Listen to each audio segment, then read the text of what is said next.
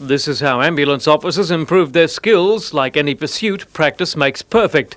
And when a real-life emergency is not unfolding, the officers use simulated exercises like this one to keep up to date. David Higgins and Bruce Hounslow are a team on the road and off. For the past 5 years, they've been regular entrants in a competition which pits teams of 2 officers against each other in various situations.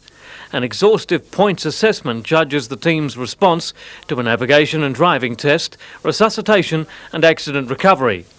At training today to defend the state titles in October, the champions worked at reviving a woman who was electrocuted by a power drill while working up a ladder.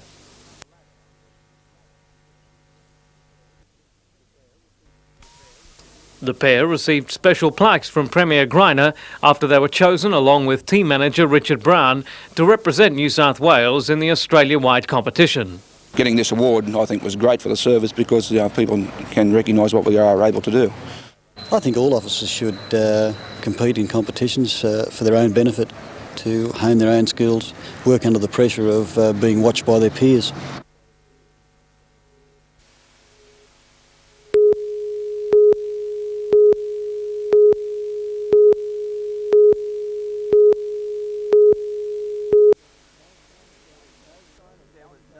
There was no sign of backstage nerves at the music festival, with the virtuosos tuning up for the performance of their young careers.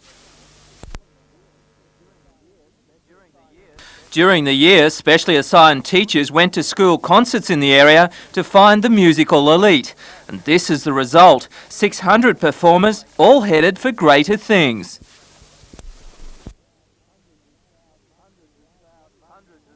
Hundreds of proud mums and dads watched a performance of real class, with none more classier than Year 11 student Peter Chase from Newcastle High, a violinist of skills far beyond her tender years.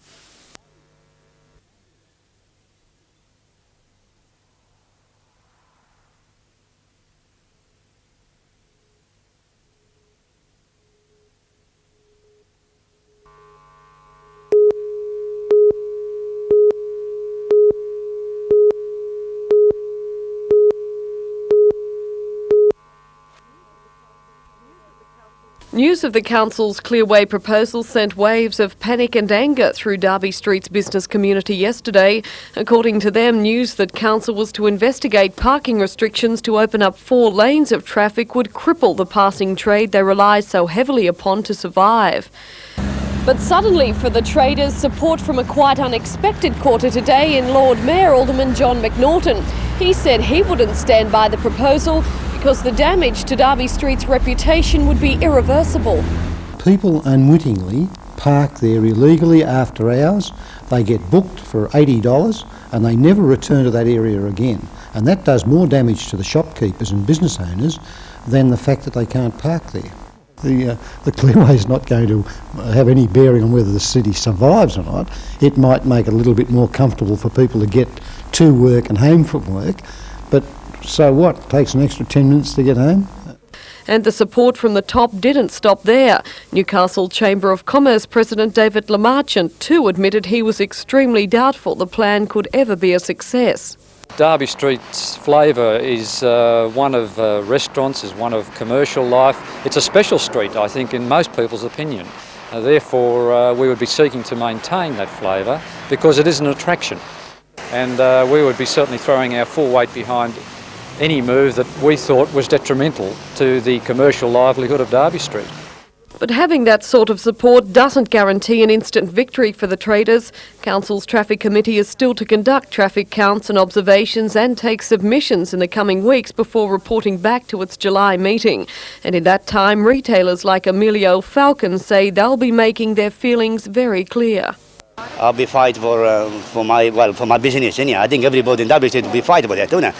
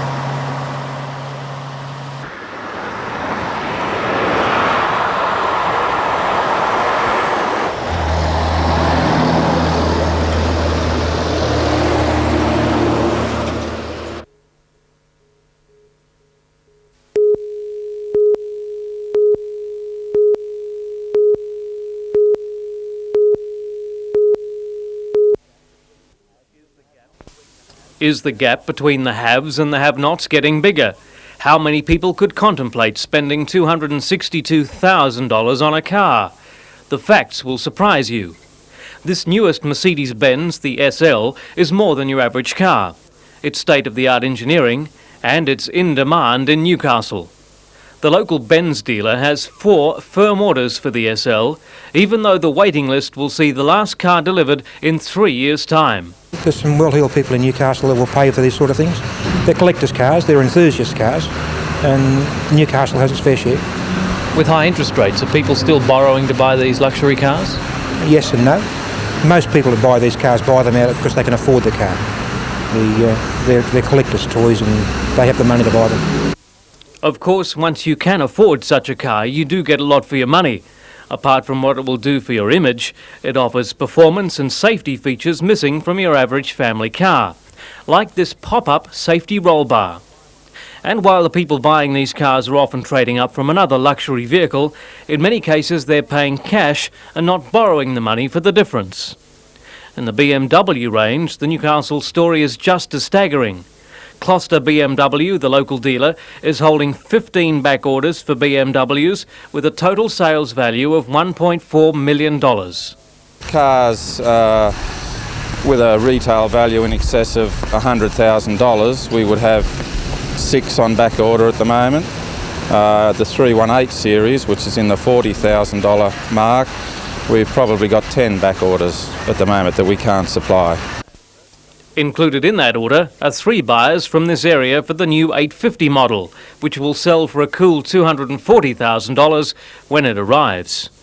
The surprise has been a surge in demand for the baby BM, the 318 series.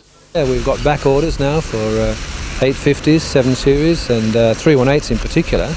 As quickly as they come off the truck, we're selling them. In fact, we had a truck this morning with 5 cars on it, 4 of which were sold. A lot of the demand for these cars can be explained by the luxury sales tax, which is adding between $15,000 and $20,000 to the price in some cases. Most dealers agree this has brought sales in the luxury car market forward as people take advantage of the old sales tax levels. But they also see no sign of that demand slowing later this year. What is surprising is the waiting list for some 4-wheel drives. Toyota's new Land Cruiser has between 30 and 35 on back order at one local dealership alone. And how much would each of those vehicles be worth? Oh, they range from around early 40s up to $80,000. That's a lot of money to be holding firm orders. Yes, it is. But such has been the inquiry on these vehicles that I think even Toyota themselves have been surprised by the demand. The most popular is the GXL diesel, which at around $40,000 is just under the new tax threshold, but still carries the luxury features. Most dealers agreed that new car sales had outstripped used car sales this year, with some models creating their own demand. If you want the new Mazda 323, the Estina, you may have to wait up to a month. And at $30,000, the sporty MX-5 is sold as fast as the dealer can get them, according to Newcastle Mazda. And that's despite their quota being increased 2-fold this year. John Church, NBN News.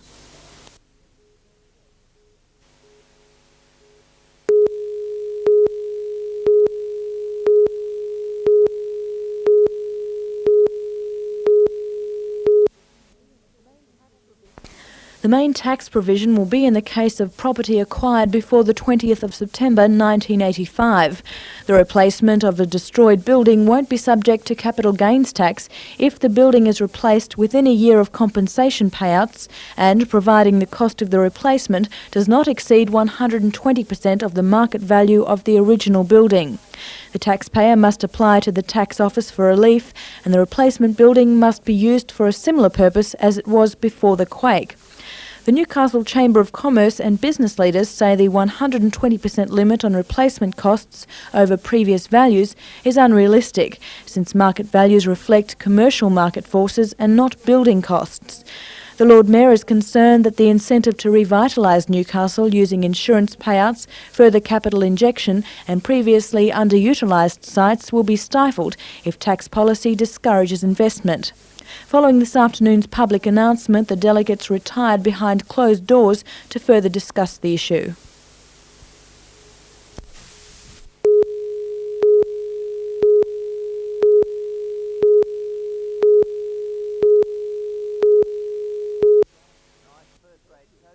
Knight's first-grade coach Allan McMahon is the first to admit he loves a good feed.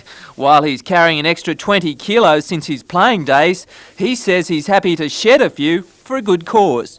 And it's just sort of your way of being able to do something for somebody else, probably not in a healthier situation than yourself. 20,000 people in the Hunter are expected to join the Famine, off their food from 8 tonight till midday Sunday. Do you think you'll be doing it tough? Unfortunately, we allowed fluids. It's about the only hope I've got. That's fruit juices, of course, with barley sugar the only other treat. At training tonight, Coach McMahon said he'll hold out till a good dish of shark on Sunday, playing Cronulla at Caltex Field. His players aren't quite so sure that he'll make it. But do you think Allan McMahon can get through the 40 hours? It'll be tough, and he'll have to concentrate, but no, I don't think so.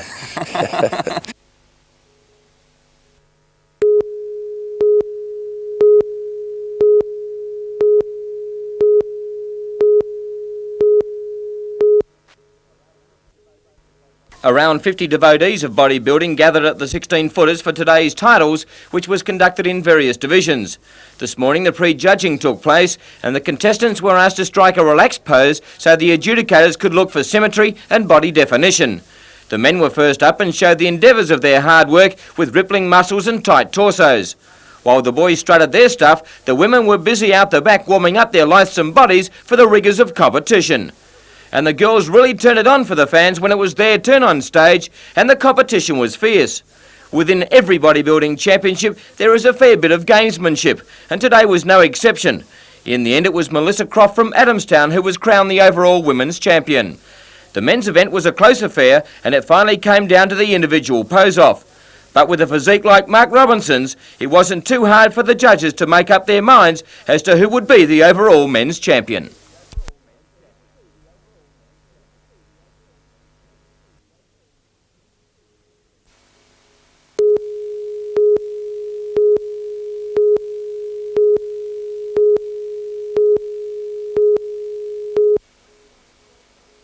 Wayne Morris woke last night to find smoke seeping through the roof of his neighbour's house. I was lying in bed and I heard this crackling and I ignored it for a while, then I sort of got louder, so I jumped up and there was smoke everywhere and I just jumped out the back and there was flames and I woke the other guy up and we jumped out. Wayne heard his neighbour come home earlier, so he knew he was still inside. His first thought was to wake him up. And I kicked his door in and I couldn't get inside, it was too much smoke. And I just ran around the back, turned the hose on, there was no pressure in the hose, so I just gave that up. And I just stood there till the fire brigade came. When you busted down the door, did you really think he had any hope? Oh, I did at that stage, yeah. I thought if we would have got him out straight away, it would have been all right, but he couldn't get in there. 29-year-old Stephen Honeysett was found in the bedroom of the house. It's believed he died from smoke inhalation. Scientific police examining the remains of the semi-detached house this morning believe the fire started in the lounge room. Both the living room and kitchen were destroyed in the blaze. It's not known how the fire started. With the fire so close to their own home, Wayne Morris and his two flatmates are thankful that, although their house was damaged, they were not hurt. Yeah, very lucky. Very lucky I never had a drink last night. Did you?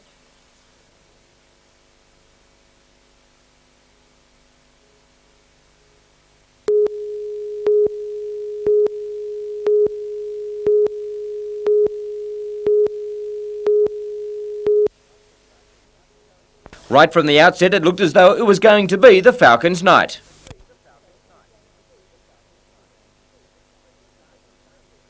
Greg Lazard was in the thick of the action. For the Gold Coast, Larry Senstock did everything to stay in touch with the Falcons. He was aided by long bombs from Ronnie Ratliff. The Falcons went crazy midway through the third term, and it was Peter Hill who did the damage with three-point shots from everywhere.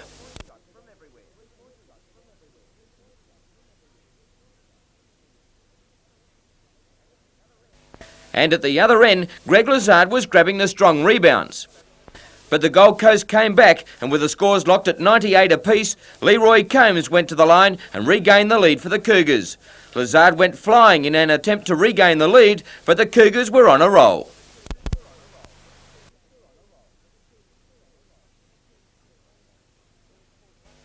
Bullock pulled one back for the Falcons, but it was to no avail, and the Gold Coast were home 104-101.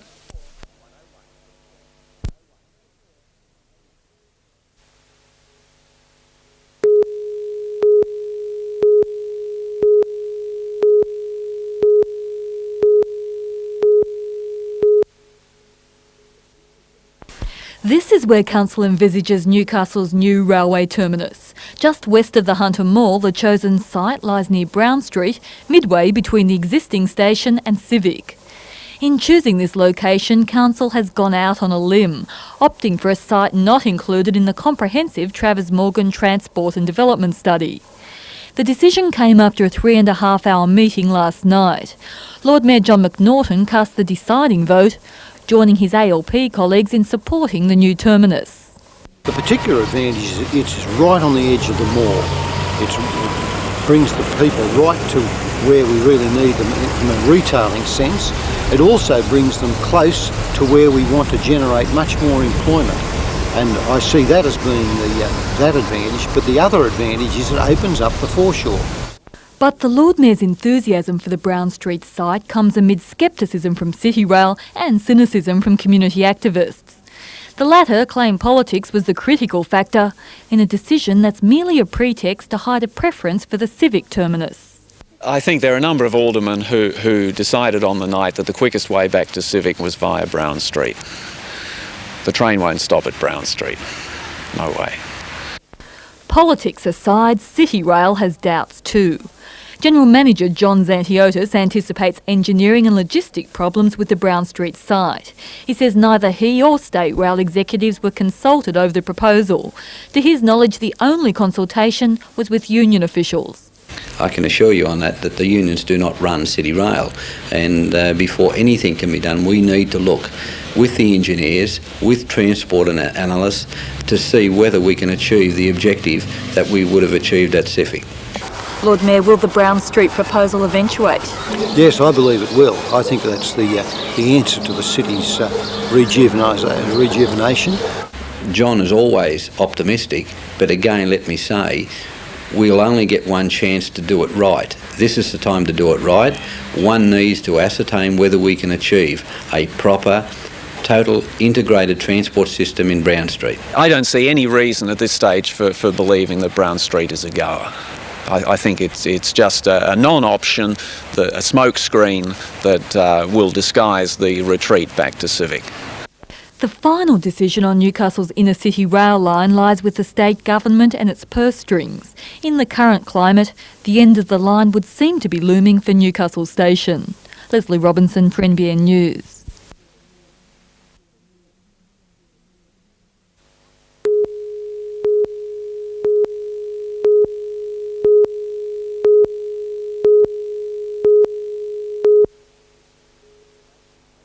Mayfield residents have been complaining to State Rail for years, claiming the 81 class locomotives hauling thousands of tonnes of coal are driving them crazy.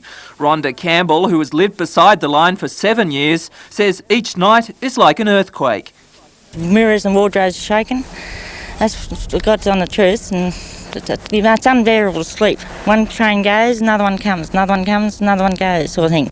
12 months ago, State Rail employed a group of acoustical and vibration consultants to help solve the problem. Special adjustments were made to the loco's engines to minimise noise. Some trains were fitted with shoes to quieten the brakes. State Rail claims the noise is down by 50%.